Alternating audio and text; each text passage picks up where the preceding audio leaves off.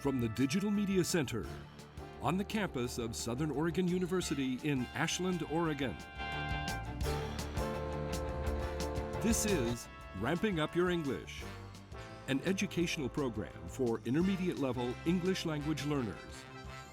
Here's your host for Ramping Up Your English, John Letz.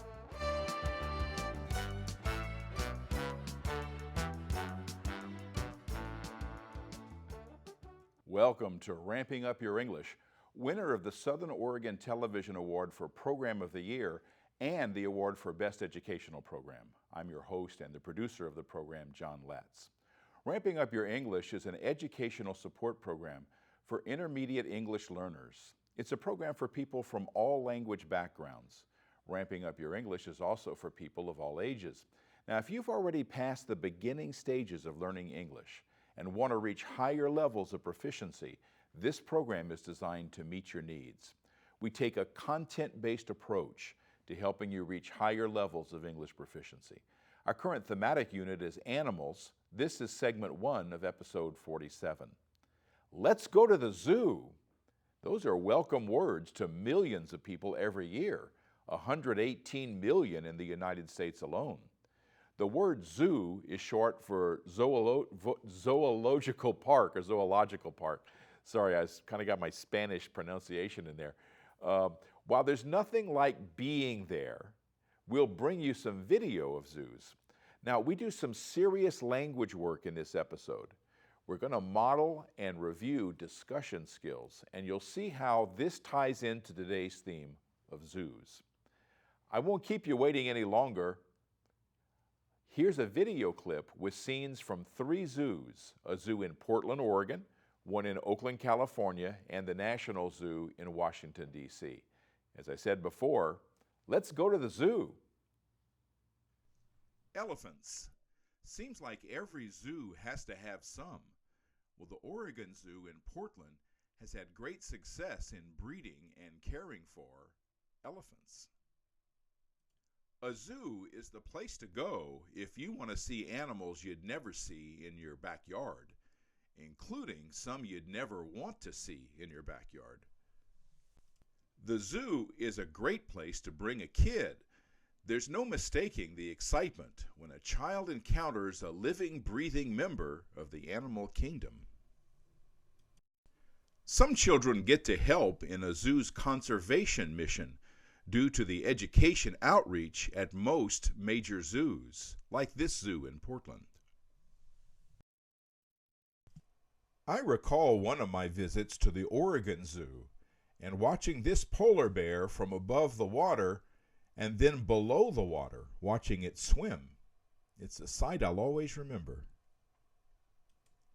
I especially value this picture I took at the zoo in Portland. This sea lion is obviously aware and curious of the children just outside this spacious tank, and the hand on the glass demonstrates the desire to interact.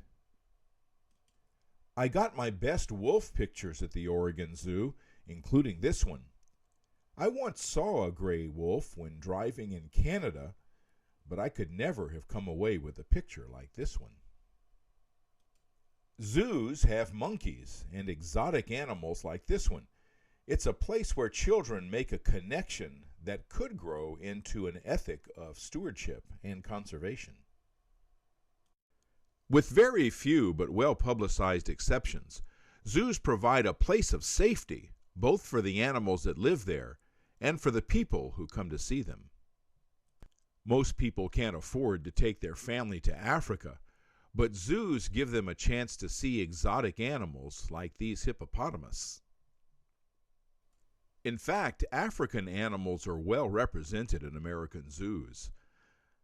As Africa struggles with habitat loss and poaching, American zoos provide a lifeboat for some of this fauna through their breeding programs, all the while giving people a chance to see these great animals. Zoos are kid-friendly places that families can enjoy and learn about nature at the same time. Oh, it'd be great if you get to snack. Oh, just a puddle. Gonna sit in the shade. We did our afternoon run through the meadow. I don't make a noise. Hey, she's getting heavy Okay, here. look. Sam? It's an adventure for the kids, a place of dazzling spectacle, and a partner in saving endangered species. Oakland, California has a zoo, a very impressive one, far beyond my early experiences, my memories of zoos, where animals were confined to steel cages. The animals here live in areas that resemble their habitats in their own homelands. The drawers sac under their chins acts like an amplifier to make their call for rabbits found in the jungle or in the zoo. Siamese and white-handed gibbons are found in the same tropical rainforest in Southeast Asia. Within these areas, animals are free to move around and do many of the things they would do in nature. There are enclosures here, as in any zoo. In Oakland, volunteers set out food for the chimpanzees. They purposely put the food in different areas each day, making the chimps have to search for it. That doesn't seem to be a huge challenge for these intelligent primates, but this approach, known as enrichments, helps keep the chimpanzees active and healthy.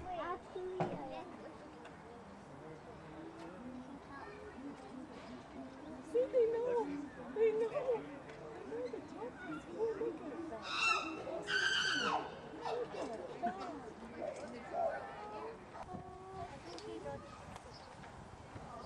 He found it.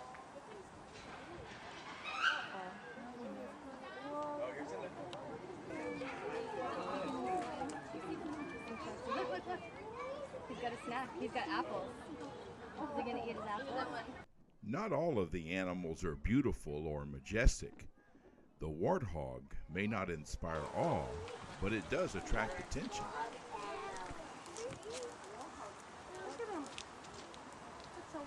Zoos have breeding programs that serve as DNA banks for endangered species. Some of these have been successful enough to return some animals to the wild.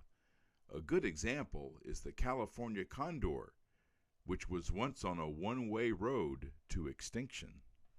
That could be the case for some populations of giraffes. Every zoo I visited in the United States has giraffes.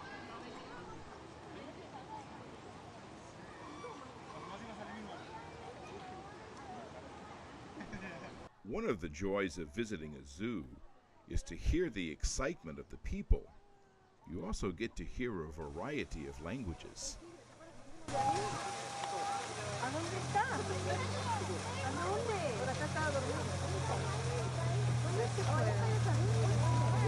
A PBS program in 1987 looked at the connection between people and animals.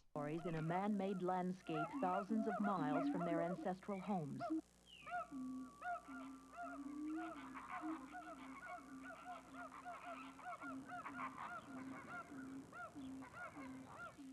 Today, there are more than 5 billion people on Earth.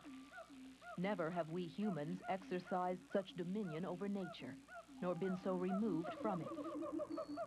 And yet we still wonder at living things. We know we are part of nature. Our animal past flows through our minds and bodies. And so, living in cities, we make zoos. And in searching for connections to wild creatures, we cage them. That was nice. Good boy, Herc. It seems the more urbanized we've become, the more we long for some remembered or imagined contact with wild animals. Each year, more people in the United States visit zoos than attend the arenas and stadiums of all the major professional sports teams combined.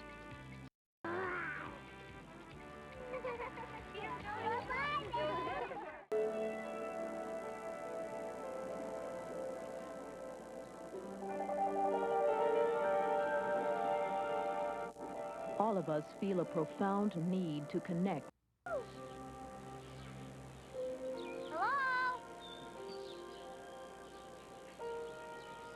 Try out who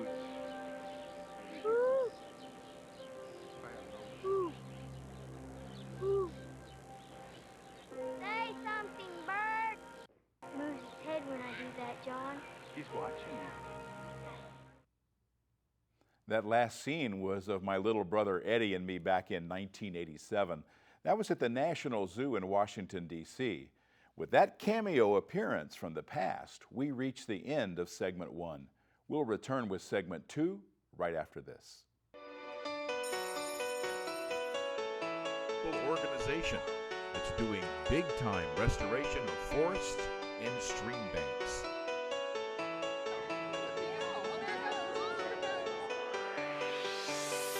Hello, I'm John Letz, producer of Adventures in Education.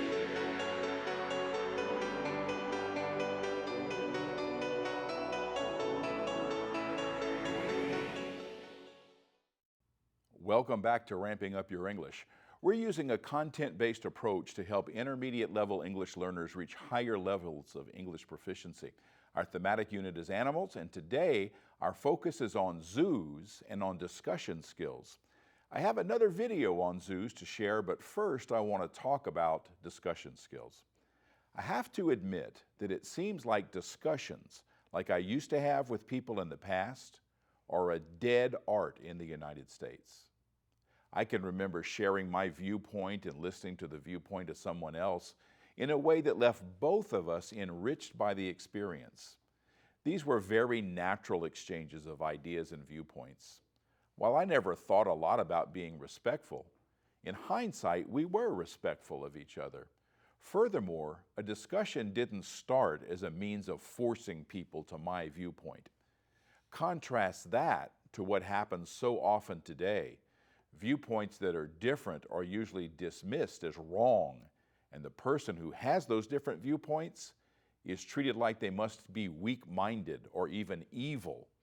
That's what we call demonizing the person. Well, no one's enriched by such exchanges, and many are bullied into keeping their opinion to themselves. Voices are raised, speakers are interrupted, and anger is often the result. That's not the kind of discussion we'll be practicing today. Think of the discussion as a kind of informal debate. We'll be exchanging ideas and viewpoints based on an objective set of facts. We'll learn and practice the language that goes along with offering opinions in a respectful manner in this episode and the next one. That respectful discussion will involve the theme of zoos. The objective facts will come from an article from the Wikipedia on zoos. There are more academic sources for objective facts, but we're trying to keep things simple and focused on the language. Now, this book has lots of information about zoos and some great pictures of animals that are featured there. It's entitled American Zoos from Mallard Press. Photographs are by Alan Beer and text by Stephen Dale. 18 zoos are featured here. The National Zoo and the St. Louis Zoo are two that I visited. It also includes the Dallas the Dallas Zoo, I should say. Well, I've never been there, but my cousin Luke visited with his video camera. Now, because his camera had a barely charged battery, Luke had the challenge of covering as much of that huge zoo as possible in very little time. Here's the video about his visit using the footage he captured on his latest visit. Cousin Luke's mad dash through the Dallas Zoo starts with the penguins. These are penguins from the south coast of Africa. Here's a colorful ape, a mandrill. The enclosure goes deep, providing space for these animals to move around and feel a bit like they're at home. Zoos have to balance the needs of the animals with the desire of visitors to see them. This long-distance view may be all you get as a zoo visitor, but then there's the close and personal. I've got the monkey holding a piece of leaf out of his mouth. Okay, y'all sit down. What's neat about this shot is the girl and others approaching the enclosure when she hears all the excitement. The Dallas Zoo has an extensive gorilla program, with one group that's a family group and the other that's a group of bachelors. You wouldn't know it from this big guy, but the gorilla enclosure has an extensive amount of space for these groups to move around in. Long night.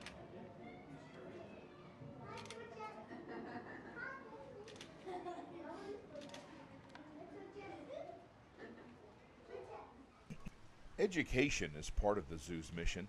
After reading about this impressive crane, seeing it enriches the experience at the zoo.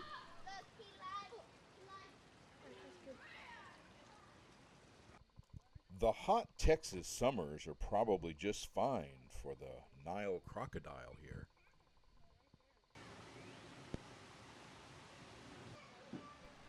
While few people feel a close kinship with crocodiles, watching apes is not that different from seeing ourselves. It's not surprising then that we share a large percentage of our DNA. The Dallas Zoo is a great place to watch live animals and to ask questions about them.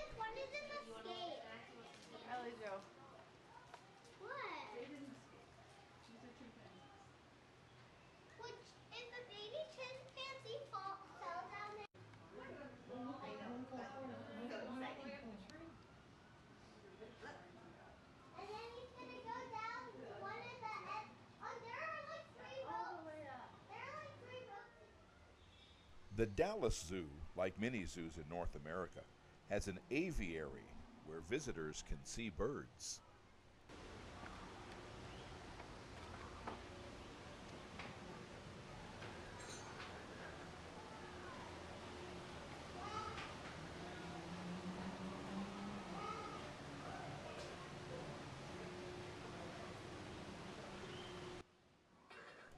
Looking up at the rocks, visitors see a klipspringer, greatly resembling a mountain goat.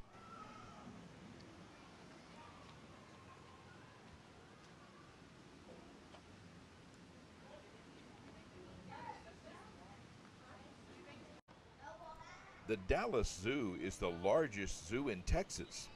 It's also the oldest. A great number of improvements have taken place since those early days back in the 1800s. The Dallas Zoo is accredited, meaning that it meets standards for quality of life for its animals and the safety of the visitors. The Dallas Zoo is involved in research as well as conservation efforts. It's part of a movement to save endangered animals and provide a place of safety and a chance to reproduce for those animals. Bringing color to the zoo, these lesser flamingos live here. Yes, they are very pink.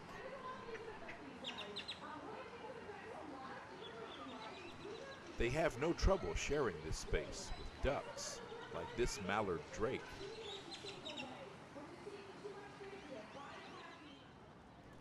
And what zoo would be complete without elephants? We'll do what the visitors to the Dallas Zoo do: watch the animals.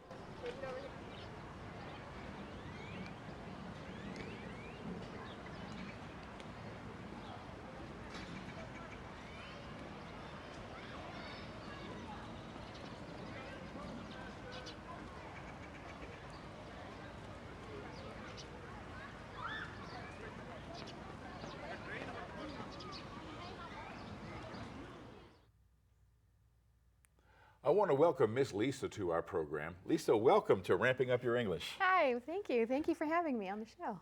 Miss Lisa is going to help us model, do a role play of discussion skills, and we'll just jump right in. So I'll just say, well, we're friends, okay? So Miss Lisa, what you got going today?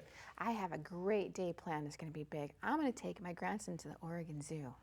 Oh. Yeah, I can't wait to see how he interacts and gets to see the animals. What are you doing this afternoon? Well, I'm not doing that. Oh, I'm sorry. At you. Well, you know, the thing is, I'm starting to really, I have my doubts. Oh. To me, it seems that, well, I just don't think zoos are good for the animals there. Oh, right. Well, I remember some zoos in the past that weren't too kind to the animals, but I know that they've done a lot since then. They've made them bigger places, and like they've gotten some professionals in, and they're doing some great things at the zoo. Yeah, there's no doubt about that. They have really made a lot of positive changes. Yeah. It's just that when you get down to the bottom of it, it's still an enclosure, and it's still not really seeing the animals as they are in their natural life. True, I agree, but where else are your kids who can't travel going to be able to go and see these real animals up close? And you know what? They've come a long way. They've got like educational features next to each of the exhibits or areas that they have these animals in. So a lot could be learned, for these young minds. I think that's a positive. Yeah, well, I mean, learning is important.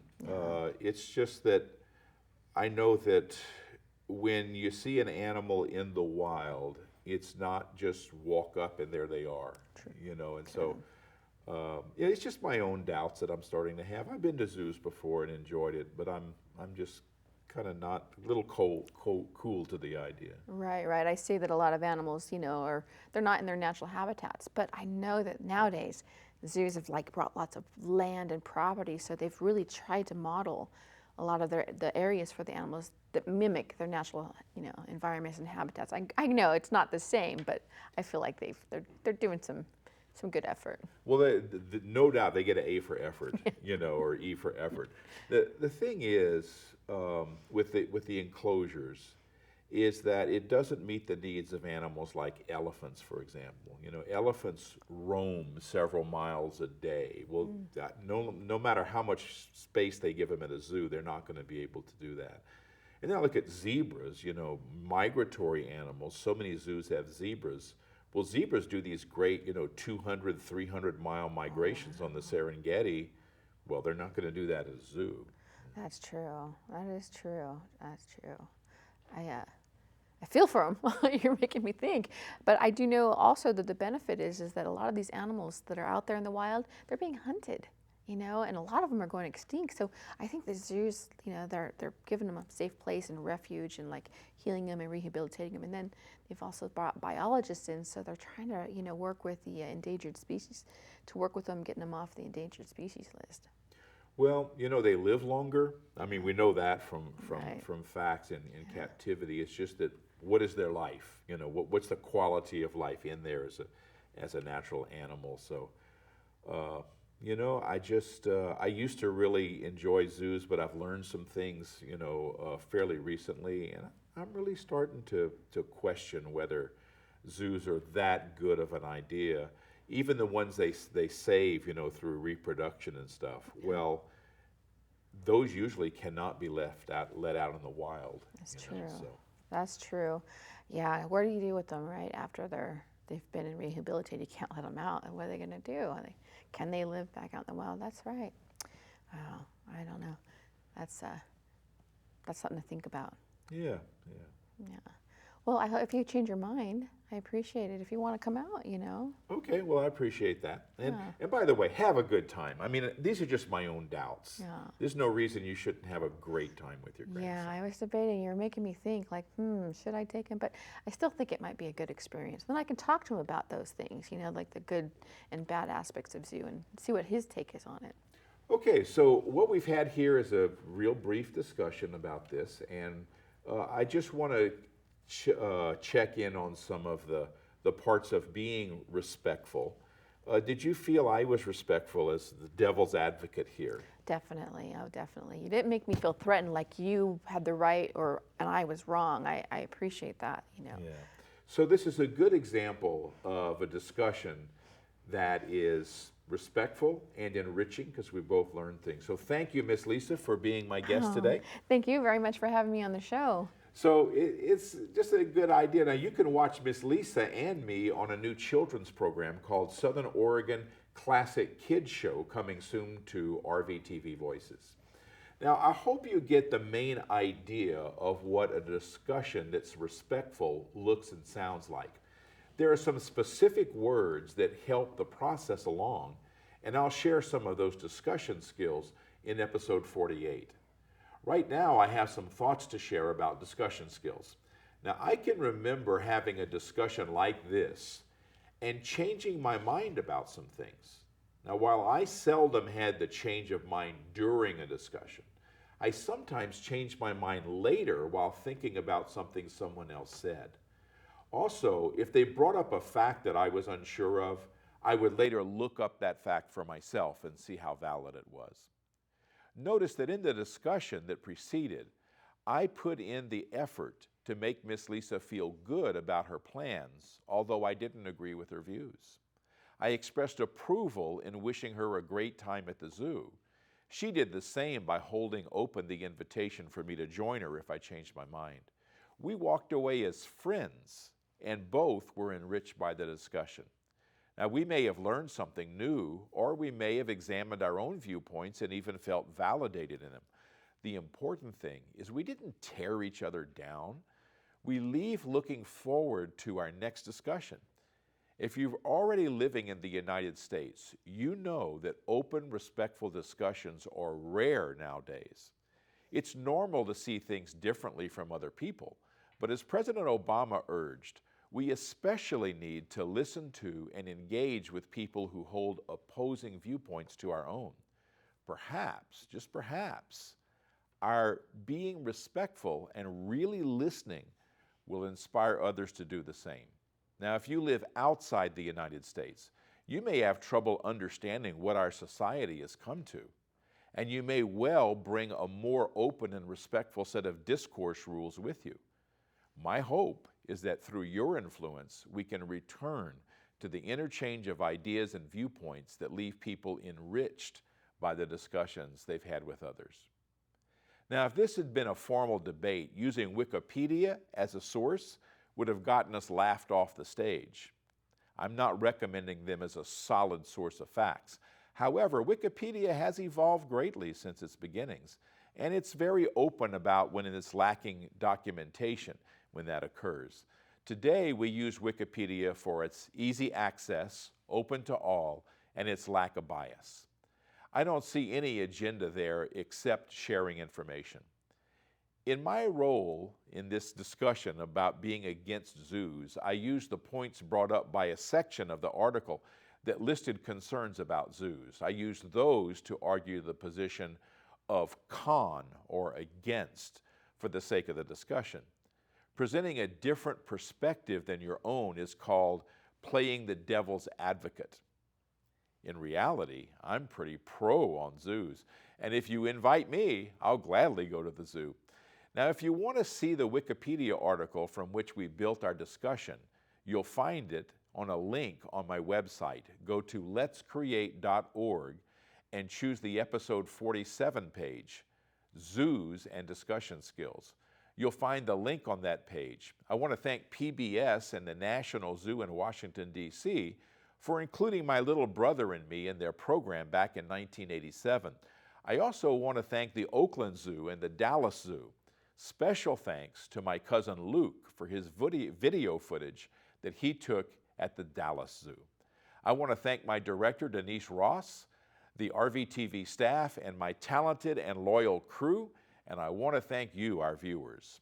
All of you help make this program an award winner. Join us next time for Ramping Up Your English. I'm John Letz. You've been watching Ramping Up Your English, a support program for intermediate level English language learners. Learn more.